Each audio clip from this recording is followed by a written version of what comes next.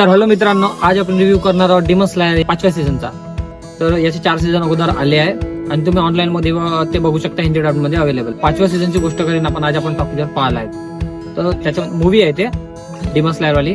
तर त्यामध्ये असं आहे की जो मेन कॅरेक्टर आहे त्याच्यावर जास्त फोकस नाही आहे, साईड कॅरेक्टरवर जास्त फोकस आहे. साईड कॅरेक्टर बद्दल बी एवढा डीप मध्ये दाखवला आहे, बहुत बढिया. आणि तिथला जो मेन कॅरेक्टर आपला आवडता भाऊ जेनेत्सू वाला कॅरेक्टर आहे, त्याचे तर भाऊ असे असे मुवमेंट दाखवले आणि तुम्ही पूर्ण फॅन होऊन जाणार. आणि इनोसुकेची कॉमेडी यार, म्हणजे जेव्हा तो वेब सिरीज मध्ये आला त्या डिमन स्लेयरच्या तेव्हापासूनच इंटरेस्ट आहे खरं म्हणला तर. तो बहुत मेन कॅरेक्टर आणि बाकी फाईट सीन वगैरे बहुत जबरदस्त आहे. अॅनिमेशन पिक्चरचे टॉपचे आहेत, ग्राफिक्स टॉपचे आहेत. मायनस पॉईंट म्हणलं ना डिमन स्लेयर मध्ये फक्त एवढं आहे की जेव्हा तो आकादा नाव आहे त्याचा जो विलन आहे लास्ट टाइम वाला, त्या विलनची जो बॅक स्टोरी सांगते लास्ट मध्ये, तर साला आपल्याला बहुत स्लो होऊन जाते. बॅक स्टोरी चांगली आहे ठीक आहे, पण बहुत स्लो वाटते. आपण पहिले मूवी पाहतो, इंटरवल झाला, इंटरवल बहुत जबरदस्त, इंटरवल नंतर सीन चालू होता, फायटिंग बहुत बढिया. त्याच्यानंतर आपली एक्सपेक्टेशन या लेवलची होती ना, त्यानंतर फ्लॅशबॅक चालू होते, खाली येऊन जाते, म्हणजे आपल्याला दम नाही वाटत. फ्लॅशबॅक जर कमीत कमी पहिले दाखवून दिले असते, नंतर ते फाईट सीन वगैरे आले असते काही लास्ट मध्ये तिथून ठेवले असते मेन विलनची एंट्री वगैरे काही असं काही, तर आपल्याला दम वाटला असता. काही मजा नाही आली. मी पिक्चर पाहायला गेलो होतो, त्यामध्ये पूर्ण युथ आली होती. पण चंद्रपूर सारख्या एरियामध्ये पूर्ण शो हाऊसफुल आहे डिमन स्लेयरचा अॅनिमेटेड मूवीचा.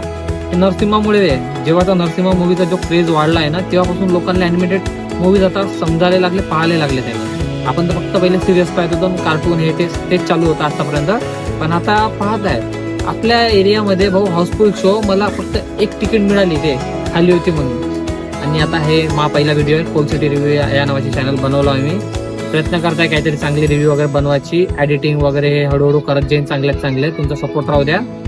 रिव्ह्यू चांगले करणार आहे जेणेकरून तुमचे पैसे वेस्ट नाही गेले पाहिजे. फिरता तुम्ही जाऊन पिक्चर पाहून टाकता ना, मग पैसे फालतू गेले. आता माझ्यासारखा सांगणारा राहिला, तुम्ही ते पाहून तुमचे पैसे वाचवू शकता. थोडा फोकस करा, मी तुमच्यासाठी मेहनत करणार आहोत. तुम्ही फुल सपोर्ट करा तुमचा. मराठी रिव्ह्यू करणार आहोत आपल्या पूर्ण गावठी लँग्वेज मध्ये, मिक्स मध्ये, कधी वाटला तर हिंदी रिव्ह्यू करेन. तुम्ही फुल सपोर्ट राहू द्या आणि ग्रो करत राहा.